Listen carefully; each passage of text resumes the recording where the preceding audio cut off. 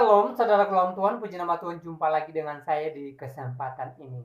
Saudara, di luar sana ada yang pro kontra dengan Palestina dan Israel. Dan bagi saya itu hal yang lumrah, hal yang wajar saja.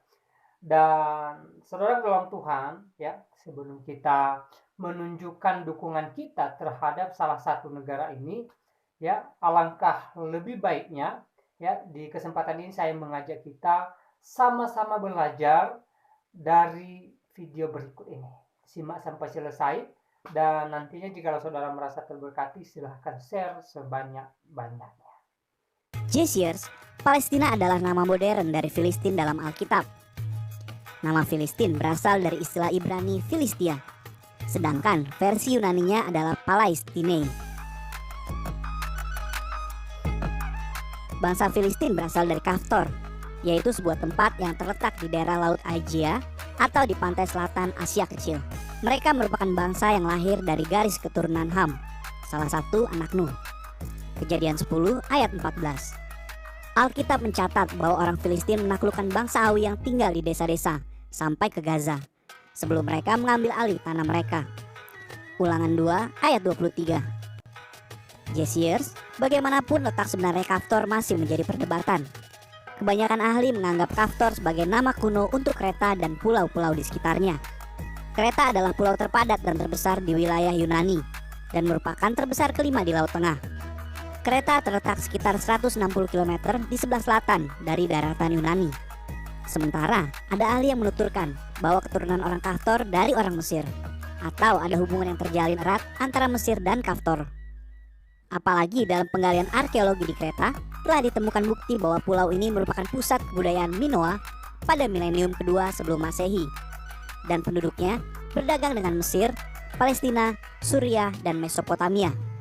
Bahkan sebuah lukisan dinding Mesir dari masa pemerintahan Raja Tutmosis III menunjukkan orang-orang dari Kaftor membawa hadiah untuk Raja Mesir. Selain itu, nama Kaftor mungkin diabadikan sebagai nama Pulau Karpathos di dekat Pulau Kreta. Perjanjian Lama menyebutkan bahwa bangsa Filistin telah membangun peradaban mereka di 5 kota utama dengan rajanya masing-masing, yaitu Gaza, Asdod, Askelon, Gad, dan Ekron. Yosua 13 ayat 3. Bangsa Filistin juga memiliki teknologi yang lebih maju daripada bangsa Israel saat itu. Mereka sudah menggunakan bahan baku besi untuk berbagai peralatan pertanian dan militer. Bangsa Israel harus melakukan pemesanan pembuatan alat-alat pertanian pada bangsa Filistin. 1 Samuel 13 ayat 20. Selama ratusan tahun Israel tak mampu mengungguli kekuatan militer bangsa Filistin.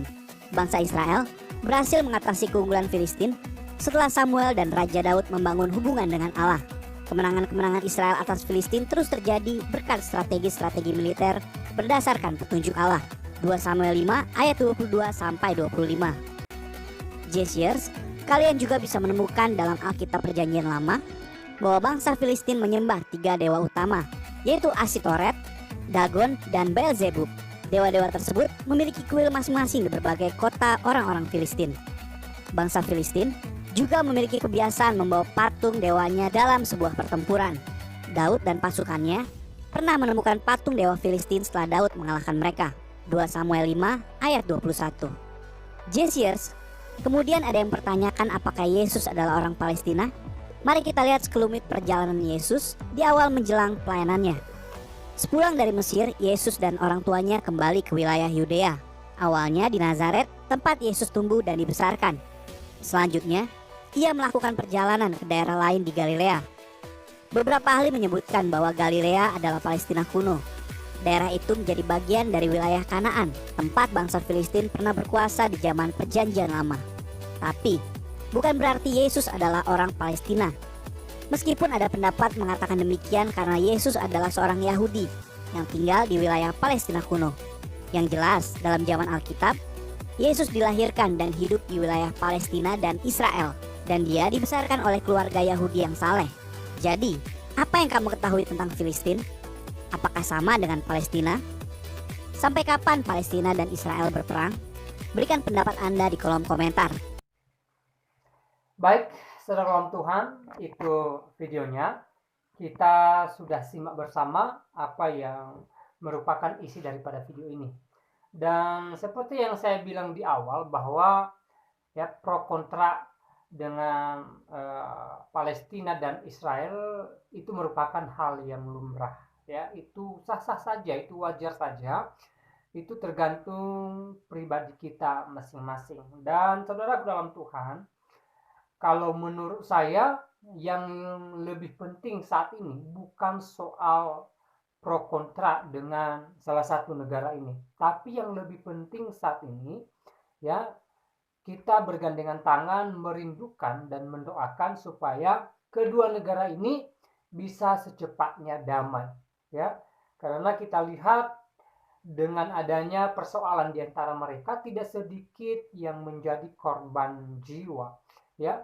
Tidak hanya dari sisi militer, saudara Tuhan, ya, masyarakat biasa juga kena imbasnya, ya. Tidak sedikit dari mereka yang berduka, saya katakan, ya, kehilangan keluarganya, kehilangan harta bendanya dan lain sebagainya.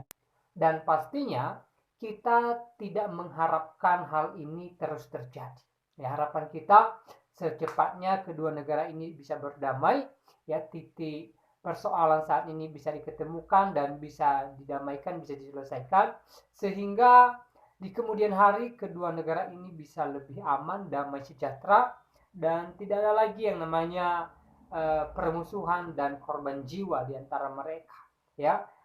Sekali lagi harapan kita, ya, semoga kedua negara ini secepatnya bisa damai, ya, dan bisa bersatu kembali. Dan saudaraku dalam Tuhan, ya, kita terus berdoa juga buat mereka yang sedang berduka, ya, baik dari Palestina dan juga dari Israel. Ya, kita doakan supaya mereka yang sedang berduka, mereka dihibur oleh Tuhan, dikuatkan dan ditolong oleh Tuhan yang Maha Kuasa. Yaitu kerinduan kita.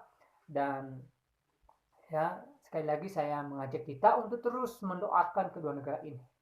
Ya, saya rasa pro kontra, ya, dengan persoalan yang ada saat ini, ya, saya rasa kurang tepat, saudara Tuhan. Ya, bukan merupakan solusi, tapi solusinya, ya, doa kita yang kita naikkan kepada Tuhan yang Maha Kuasa, sehingga melalui kuasa Tuhan, ya, kedua negara ini bisa damai, ya, sehingga masyarakatnya juga bisa damai sejahtera dan mereka bisa bersuka cita bersama keluarga mereka, bersama masyarakat mereka, bersama bangsa dan negara mereka. Itu harapan kita.